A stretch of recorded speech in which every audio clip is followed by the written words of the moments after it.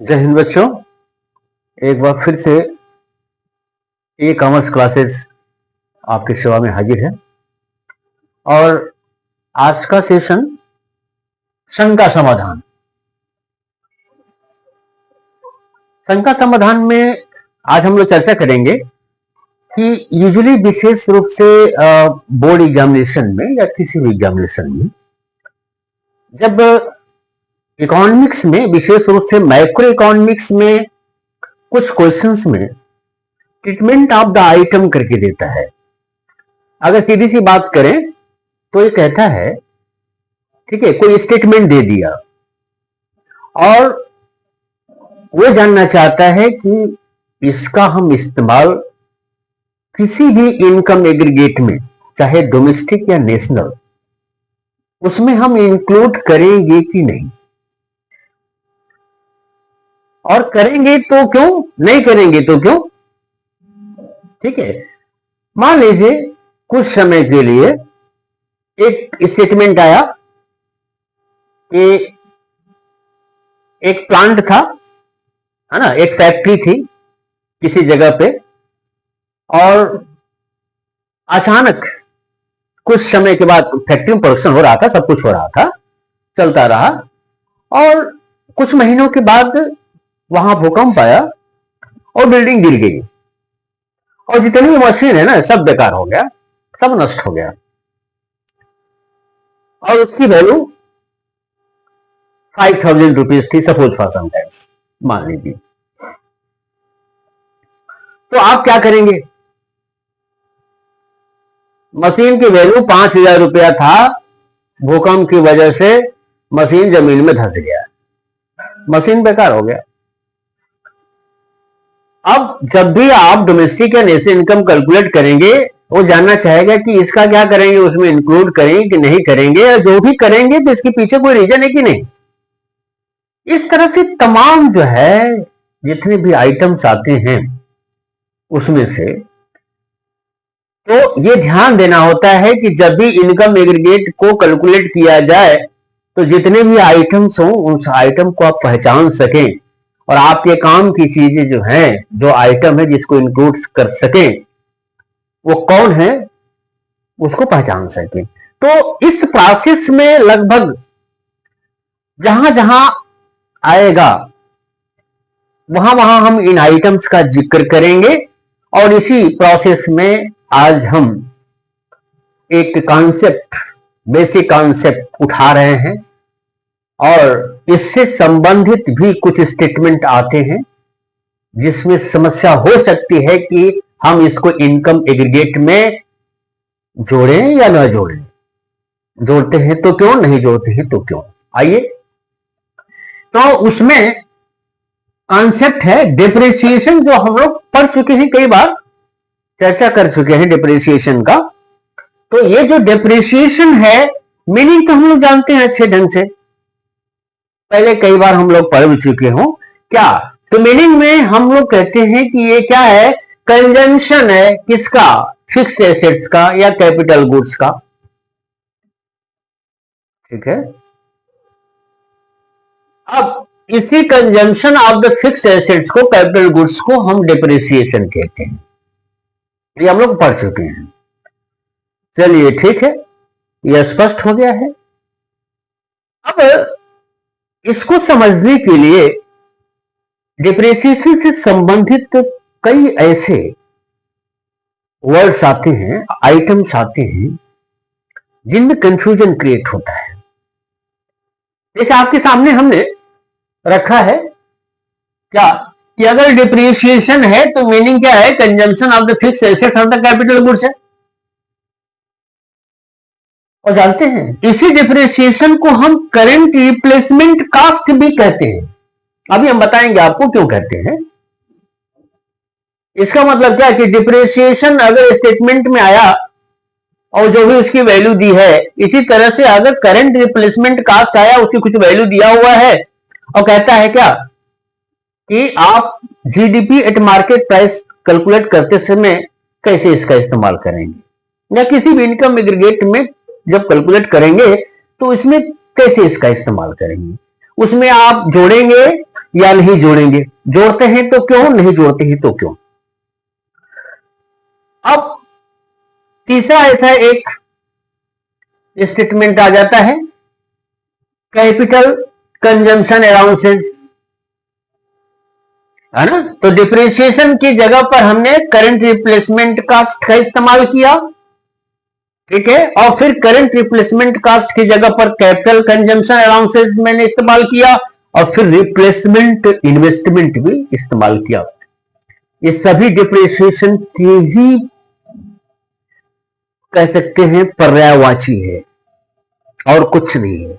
Depreciation कहें या current replacement cast कहें या कैपिटल कंजम्पशन अलाउंसेस कहें या रिप्लेसमेंट इन्वेस्टमेंट कहें, ये सभी डिप्रिसिएशन ही है। अब एक छोटे से न्यूमेरिकल एग्जाम्पल के माध्यम से मैं आपको समझाने की कोशिश करूंगा। अब देखिए ध्यान से, मान लीजिए कि एक प्रोड्यूसर ने एक मशीन परचेज की, ठीक है, एक मशीन परचेज की और मशीन की वैल्यू थी ₹10,000, है ना। अब उसने मशीन परचेज की प्रोडक्शन में लगाने के लिए, है ना, तो पहले ही से उसके पास मशीनों का स्टॉक रहा होगा, लेकिन आउटपुट को बढ़ाने के लिए उसे एक और मशीन की आवश्यकता थी जो उसने खरीद लिया, और उसकी वैल्यू कितनी थी, 10,000 रुपया थी, ठीक है ना। तो जिस समय उसने मशीन खरीदा, उस समय मशीन के सेलर ने बताया कि ये मशीन 10 साल तक अपने पूरी क्षमता से काम करेगा, 10 इयर्स तक अपनी पूरी क्षमता का वो इस्तेमाल करेगा। यानी कहने का मतलब यह है कि अगर ये मशीन जो उसने खरीदा 10,000 में, अगर हर रोज 100 यूनिट किसी गुड्स का प्रोडक्शन करे, 100 यूनिट अगर मार्कर का प्रोडक्शन करे एक साल में, तो इसी तरह से वो 10 साल तक 100 यूनिट का प्रोडक्शन करता जाएगा। इतनी उसकी क्षमता है भाई, ठीक है, इतनी क्षमता है। अब इस मशीन का जिसका मूल्य है 10,000 रुपया, 10 साल तक उसकी काम करने की क्षमता है, हर साल 100 मार्कर के प्रोडक्शन के माध्यम से, यही इसकी क्षमता है। चलिए भैया हमने खरीद लिया, अब मशीन को हमने लॉन्च कर दिया, प्रोडक्शन में लगा दिया। अब मशीन जब प्रोडक्शन में लग गया और उस समय आपको पता करना हो कि इस मशीन का एक साल में कितना आपने इस्तेमाल किया, तो मशीन की वैल्यू 10,000 रुपया था, ठीक है, और इस मशीन को 10 साल तक आप इस्तेमाल कर सकते हैं। तो ऐसी कंडीशन में इस मशीन का हर साल इस्तेमाल करेंगे 1,000 रुपए के बराबर, है ना।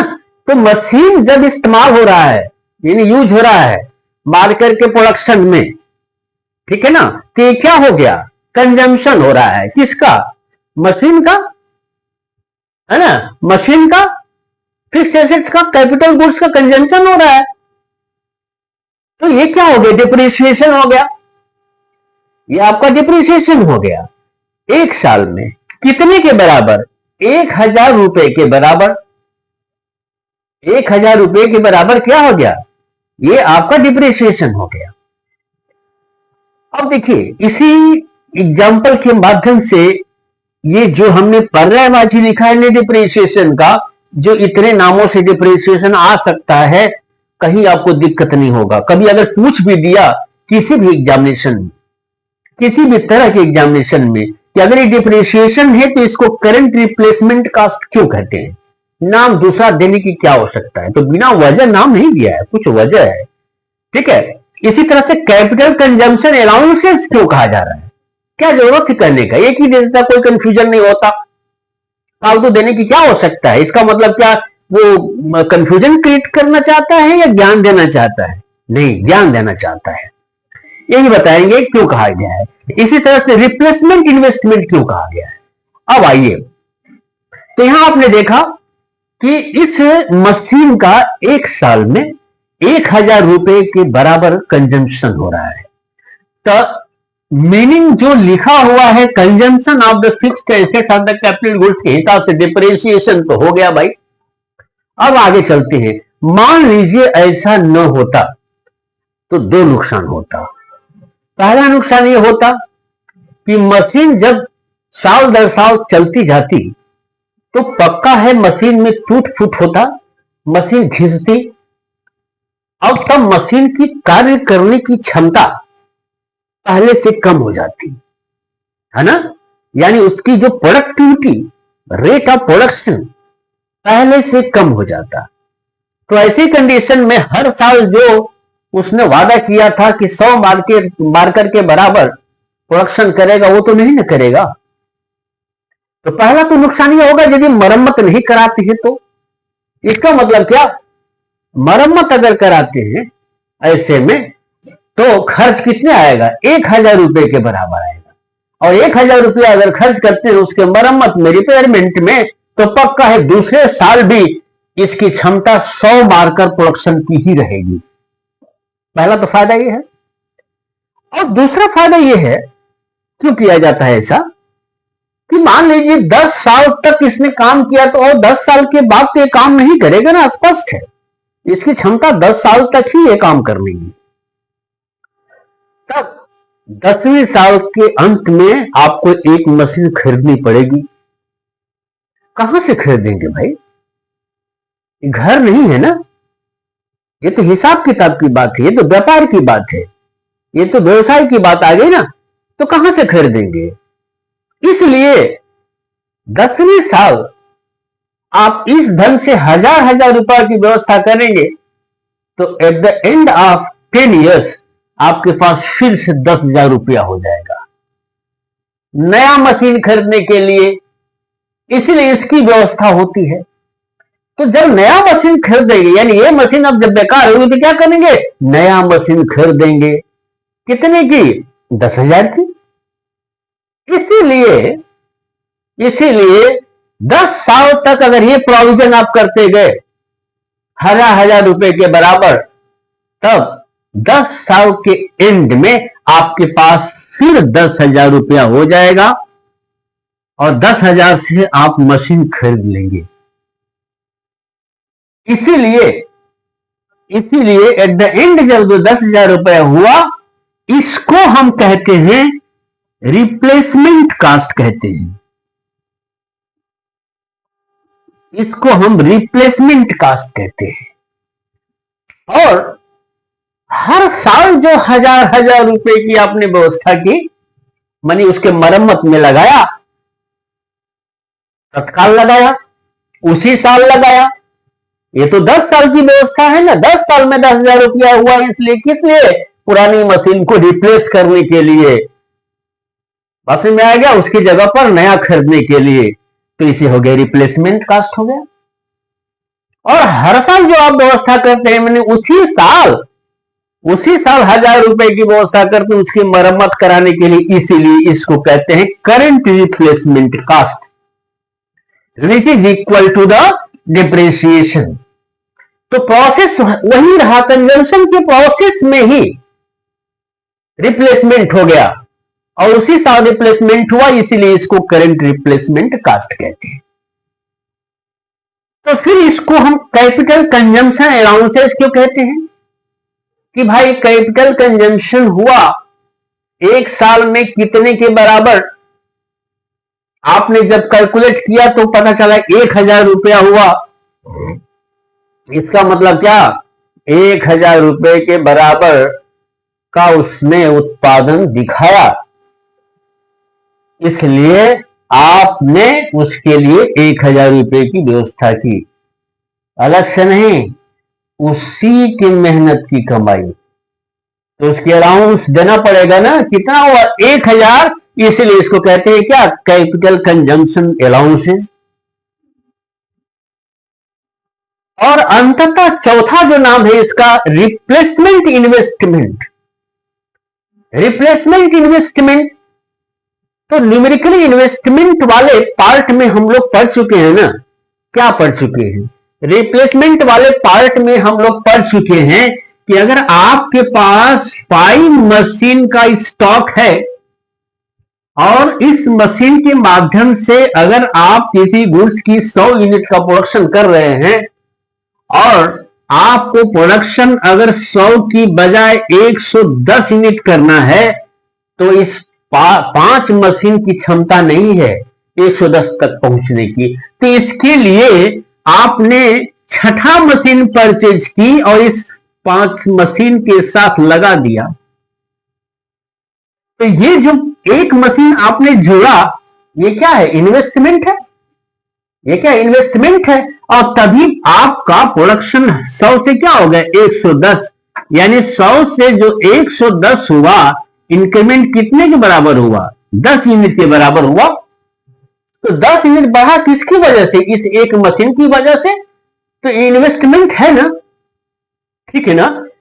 तो 10 साल के बाद वही मशीन फिर से आपको जोड़ना पड़े तो पैसा कहां से आएगा भाई? तो जोड़ने का मतलब क्या? इन्वेस्टमेंट। तो 10 साल के बाद फिर आपके पास 10,000 हो जाएगा, मतलब एक मशीन आ जाएगी, मतलब इन्वेस्टमेंट हो गया। और मतलब पहले से इन्वेस्टमेंट था, पहले से एक ही मशीन थी और फिर से एक मशीन ला रहे हैं। तो जो एक मशीन थी 10 साल में वो बेकार हो गई, अब वो काम नहीं करेगी, उसकी जगह पर दूसरी मशीन वही जोड़ेंगे, तो मशीन एक ही रही, लेकिन क्या है? एडिशन है। इसीलिए आप पुराने की जगह पर नए को लाए, तो इसे कहते हैं रिप्लेसमेंट इन्वेस्टमेंट। तो मैंने चारों नाम का कारण बता दिया आपको, है तो चारों क्या? डिप्रिसिएशन ही। लेकिन यदि पूछा, हालांकि क्लास 12 के लेवल पर ये सब नहीं पूछेगा, हाँ क्लास 12 के लेवल पर ये आइटम्स आ सकते हैं जब भी आप ट्रीटमेंट करेंगे डोमेस्टिक या नेशनल इनकम एग्रीगेट की कैलकुलेशन में, तो उसमें आ सकता है। तो कंफ्यूजन ना होने पाए, इसलिए मैंने आपको क्रिस्टल क्लियर रूप में समझाया। और साथ ही साथ इससे ऊपर के एग्जामिनेशन में किसी भी लेवल, यहां तक कि यूपीएससी में के जो जनरल स्टडीज के पेपर आते हैं, वहां भी ये कहा जा सकता है। और ऐसे में कह सकता है कि डिप्रिसिएशन को ही करंट रिप्लेसमेंट कास्ट क्यों कहते हैं, या कैपिटल कंजम्पशन अलाउंसेस क्यों कहते हैं, या रिप्लेसमेंट इन्वेस्टमेंट क्यों कहते हैं। हमारे ख्याल से ये तो क्लियर हो गया होगा। अब इस शंका समाधान में 2 और मैटर आते हैं। देखिए, यहां मैंने लिखा है डिप्रिसिएशन, यहां लिखा है कैपिटल लॉस। अब ध्यान दीजिए, हम लोग डिप्रिसिएशन को, जैसे मैंने कहा कि हम लोग विधिवत पढ़ चुके हैं, इस पर एक क्लास हो चुका है, फिर भी तो डिप्रिसिएशन के जितने भी रीजंस हैं उसमें से मैं आपको बता चुका हूं, मूलतः 2 रीजन।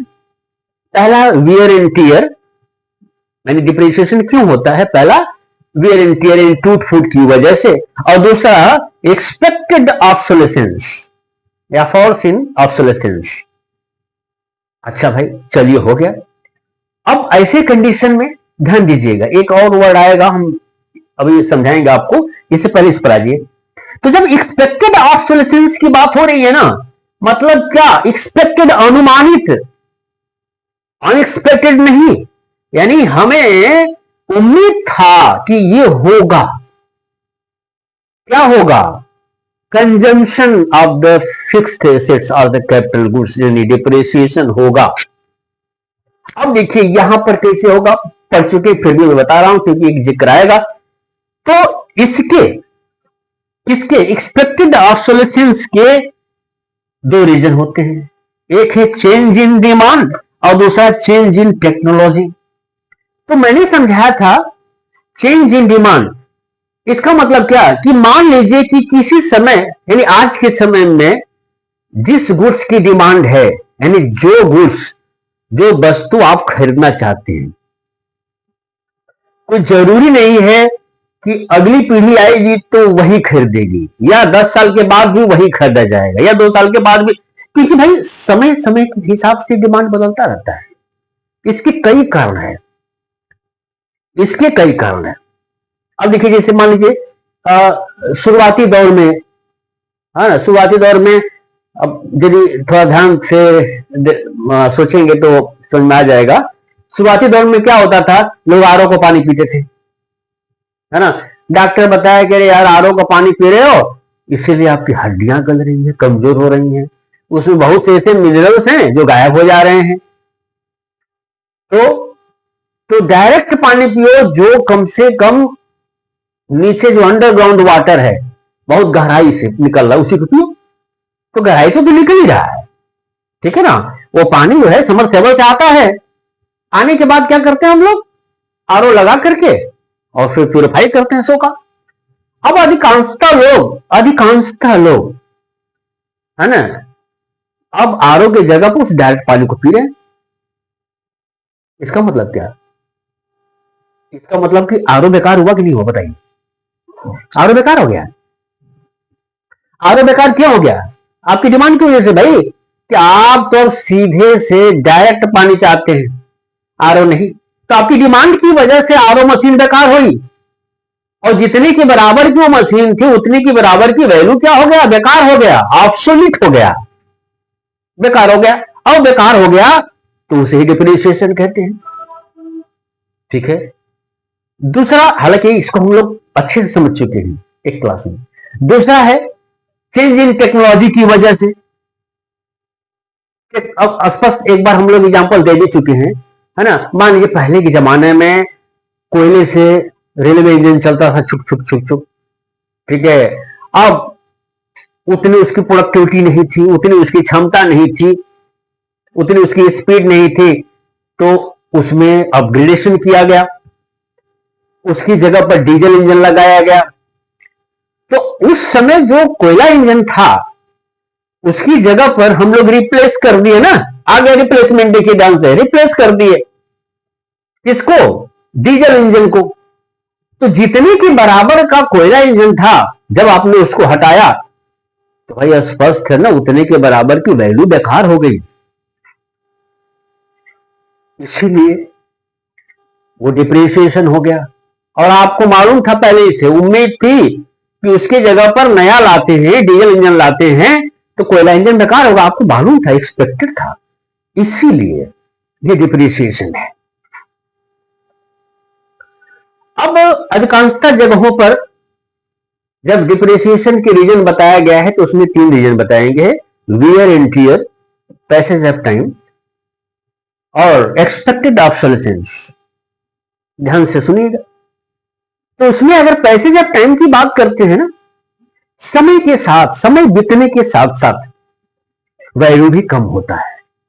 कई जगहों पर एक परमानेंट एग्जांपल चल रहा है कि मान लीजिए कि आपने एक फैक्ट्री बैठाने के लिए, या मान लीजिए कि आप फार्मिंग के लिए ही आपने एक जमीन हायर की, लीज पर लिया और उस पर काम नहीं किया, तो जितने साल के लिए जमीन लिया उतने साल के बाद तो जमीन ले लेगा ना जमीन वाला।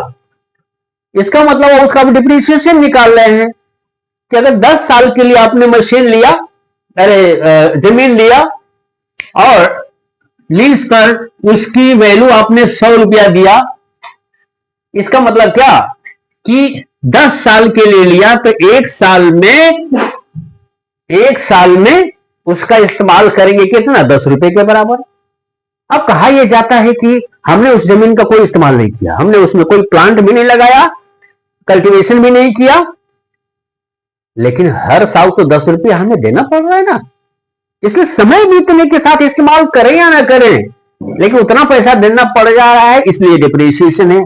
अब बताइए, तो फिर यहां पर लिखिए consumption of the fixed assets. इस्तेमाल की जब करेंगे, कंज्यूम होगा तब में डिप्रिसिएशन होगा, इसलिए इकोनॉमिक्स में इसको उतना मूल्य नहीं दिया गया है, ठीक है। तो 2 रीजन दिया गया है, वियर एंड टियर और दूसरा एक्सपेक्टेड ऑब्सोलेसेंस, ठीक है ना। अब एक शब्द और आता है कैपिटल लॉस। मान लीजिए उसमें ट्रीटमेंट ऑफ द आइटम में उसकी वैल्यू दिया हुआ है, तो कंफ्यूज न कर दे, चेक कर लेते हैं। तो यहां भी ऑब्सोलेसेंस होता है, वैल्यू बेकार होती है, लेकिन हमें उम्मीद नहीं था, इसमें उम्मीद था, पक्का उम्मीद था कि कोयले इंजन के जगह पर डीजल इंजन ला रहे हैं तो कोयला इंजन बेकार होगा, ये आप जानते थे अच्छे दिन से। लेकिन यहां अगर मान लीजिए कि आपने मशीन बैठाई एक फैक्ट्री में, बिल्डिंग तैयार करके, बिल्डिंग बन गया, मशीन भी डाल लिए और दूसरे दिन भूकंप आया और बिल्डिंग धंस गई अंदर, तो क्या आप जानते थे? नहीं, ये अनएक्सपेक्टेड है। यहां भी मशीन बेकार हुई, ऑब्सोलीट हुई, लेकिन एक्सपेक्टेड नहीं, क्या अनएक्सपेक्टेड। इसीलिए जितने की बराबर की बिल्डिंग थी, जितने की बराबर का मशीन था, उतने की बराबर की वैल्यू को आप डिप्रिसिएशन नहीं कहेंगे। क्यों? क्योंकि इसका कंजम्पशन नहीं हुआ है। सीधी सी बात है भाई, ये तो अपने आप गायब हो गया। कंजम्पशन होगा तब डिप्रिसिएशन होगा। तो होगा क्या? ये लॉस है। कैसा लॉस है? कैपिटल का लॉस है, इसलिए कैपिटल लॉस होगा। इतने जितने भी हमने यहां आइटम्स का इस्तेमाल किया इस क्लास के माध्यम से, इतने कॉन्सेप्ट्स एकदम क्रिस्टल क्लियर आपके हो गए होंगे और मैं उम्मीद करता हूं इसी तरह से सभी कॉन्सेप्ट्स आपके क्लियर होंगे। आज इतना ही। जय हिंद।